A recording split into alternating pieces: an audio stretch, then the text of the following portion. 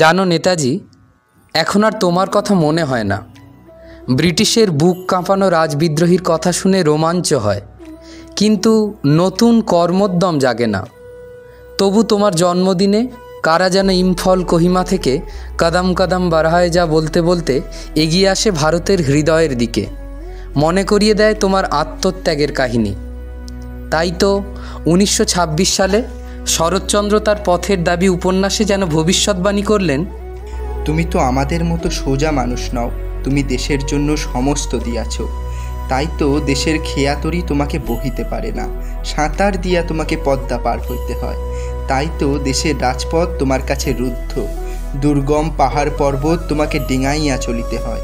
কোন বিস্মৃত অতীতে তোমারই জন্য তো প্রথম শৃঙ্খল রচিত হইয়াছিল। কারাগার তো শুধু তোমাকে মনে করিয়াই প্রথম নির্মিত হইয়াছিল। সেই তো তোমার গৌরব। তোমাকে অবহেলা করিবে সাধ্য কার?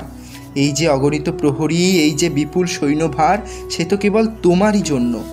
দুঃখের দুঃসহ গুরুভার বহিতে তুমি পারো বলিয়াই তো ভগবান এত বড় বোঝা তোমারই স্কন্ধে অর্পণ করিয়াছেন।